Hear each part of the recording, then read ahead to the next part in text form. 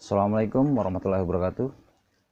Kali ini saya ingin berbagi sedikit tentang tabel abot anggur, tetapi khusus tentang trainingnya. Nah, kebetulan saya punya Jupiter sudah berbuah.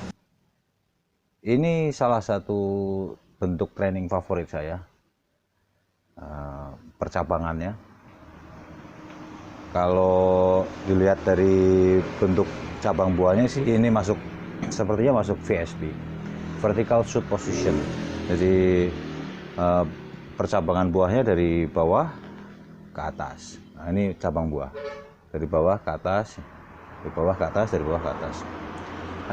Kenapa saya suka ini? Karena pertama simple, dan karena ini di pot, memang nggak butuh banyak buah ya, mengutamakan estetika.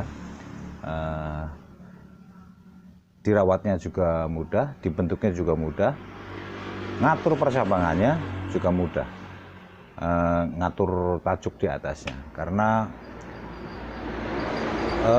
menata daun ini kan penting ya, salah satu faktor penunjang utama membentuk buah yang bagus.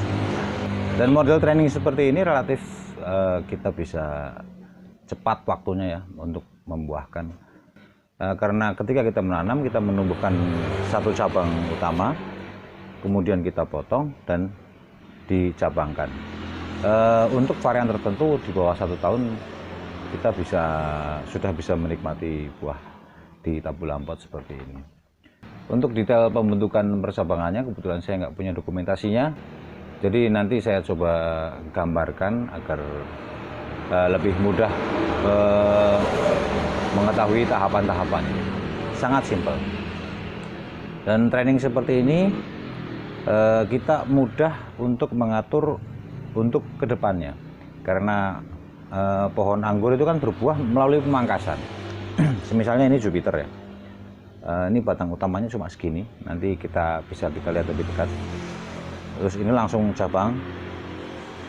Calon cabang untuk dipangkas. Ini dipangkas segini untuk dibuahkan dan keluar buah.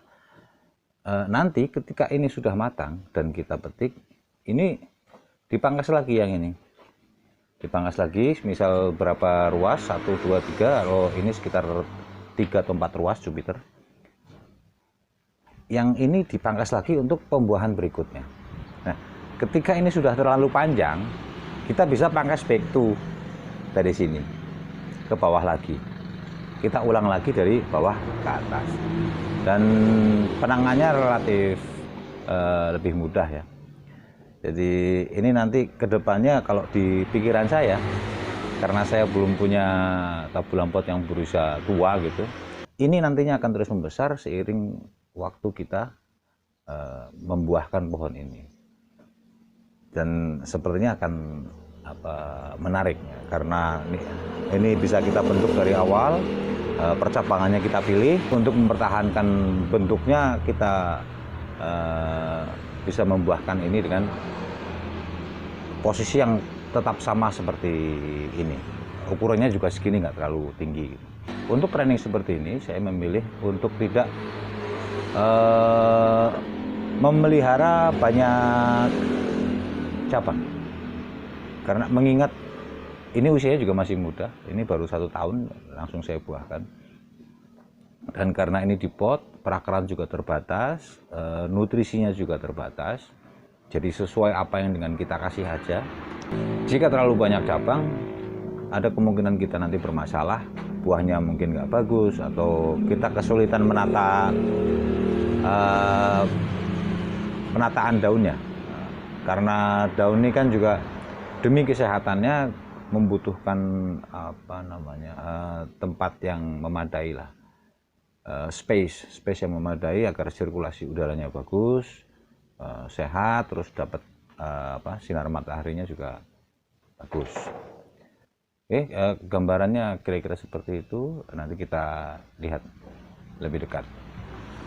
Jika kita lihat penampakan keseluruhannya kira-kira seperti ini. Itu potnya, itu cabang utamanya, ini cuma sampai segini, tingginya kira-kira 120 cm lah. Dan ini percabangan utamanya. Ini batang utamanya cuma segini. Ini Jupiter on root, jadi kita bisa lebih pendek karena nggak ada sambungannya ya. Ini on root maksudnya kita menumbuhkan dari batang emang Jupiter, kita nggak pakai rootstock, bukan sambungan. Jadi dari bawah pun ini sudah Jupiter gitu, bukan varian rootstock. Ini waktu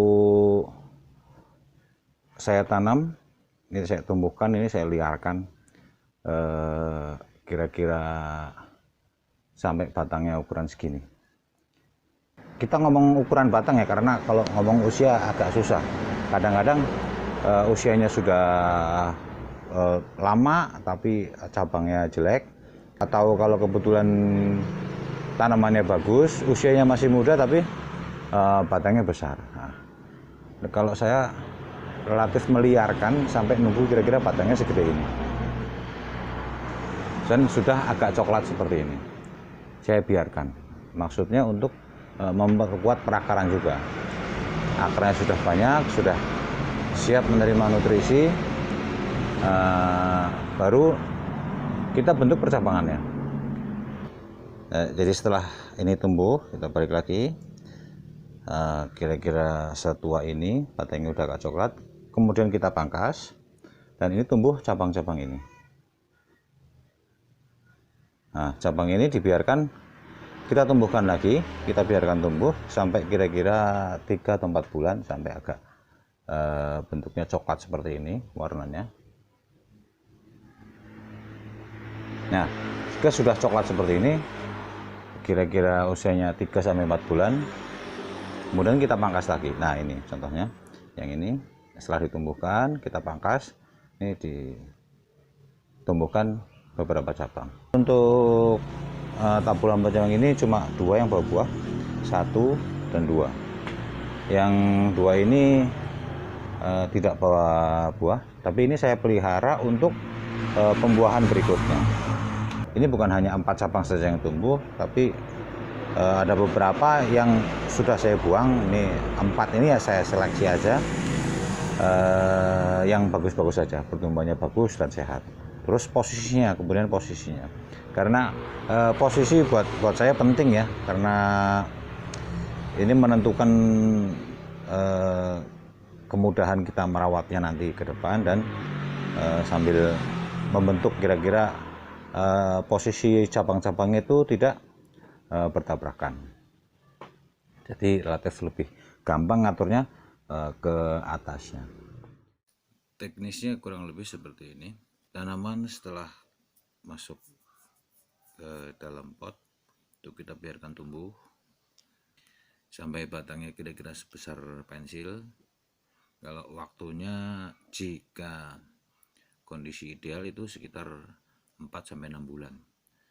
Kemudian kita pangkas. Kalau saya mangkasnya pendek. Kasus yang Jupiter itu kira-kira 10 cm atau 15 cm. Kita pangkas gini. Jika tanamannya bahan grafting, ya posisi mangkasnya kira-kira 5 atau 6 ruas di atas graftingan. Nah, ini gambar kedua, itu setelah kita pangkas. Setelah kita pangkas di sini, ini pangkasannya, kita tumbuhkan cabang. Nah, ini cabang calon spur ya, istilahnya. Nah, cabang yang akan kita pangkas untuk proses pembuahan. Ini kita pelihara, nggak perlu banyak-banyak, 2 atau 3 itu cukup. Sekitar 4 bulan sampai batang kecoklatan. Ini nggak harus 2, 1 juga boleh, 2 boleh, 3 boleh, tapi saran saya jangan kebanyakan.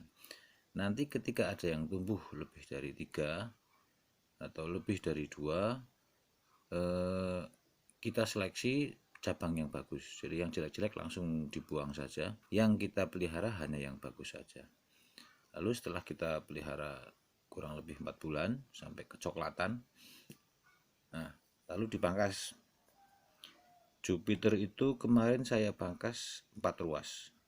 Jadi 1, 2, 3, 4. Kita pangkas gini. 1, 2, 3. Kita pangkas gini. Oh, sekedar tambahan, untuk fase setelah pemangkasan ini, cabang-cabang yang oranye ini ketika dia bawa buah, kalau saya pribadi, saya memilih untuk saya buang bunganya karena saya anggap tanaman belum saatnya untuk berbuah. Lalu baru kita mendapatkan tunas-tunas yang tumbuh dengan membawa buah. Ini juga sama kasusnya. Kalau yang Jupiter itu kemarin saya hanya pelihara 2 cabang saja yang bawa buah karena saya agak khawatir kalau banyak-banyak. 2 cabang berikutnya itu yang tidak bawa buah itu untuk persiapan pemangkasan buah selanjutnya. Ini juga sama seperti ketika menumbuhkan 2 ini.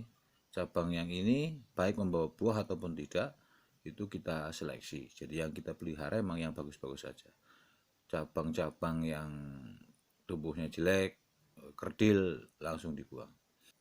Jadi total waktu sampai dengan kita bisa punya buah itu, jika normal anggaplah ini 6 bulan, ini 4 bulan, berarti 10 bulan. Bulan ke-10 kita sudah bisa pangkas pembuahan, dan 1 tahun pertama kita sudah bisa menikmati buahnya. Nah, untuk kedepannya ketika buah ini sudah dipanen, cabang-cabang inilah yang berwarna hijau ini yang kita pangkas untuk pembuahan selanjutnya. Prosesnya sama dengan pemangkasan yang ini. Jadi dipangkas 3-4 ruas, itu Jupiter sudah mau bawa buah. Kurang lebih seperti itu teknisnya. Semoga gambar saya yang jelek sedikit mencerahkan. Sebenarnya saya punya beberapa tanaman yang modelnya seperti ini, cuman nggak rapih gitu. Ini bentuk favorit saya seperti ini yang saya anggap berhasil sesuai dengan apa yang saya inginkan. Untuk model seperti ini, satu poin penting yang harus kita pertimbangkan itu memilih varian yang tepat. Kalau menurut saya, untuk percabangan seperti ini hanya cocok untuk varian-varian yang memang dia bisa dipangkas pendek gitu. Dipangkas pendek dan bukan pangkas pucuk ya. Jadi kita memangkas ketika usia batang sudah cukup, memangkas di batang coklat. Karena nggak semua varian itu bisa dibuahkan di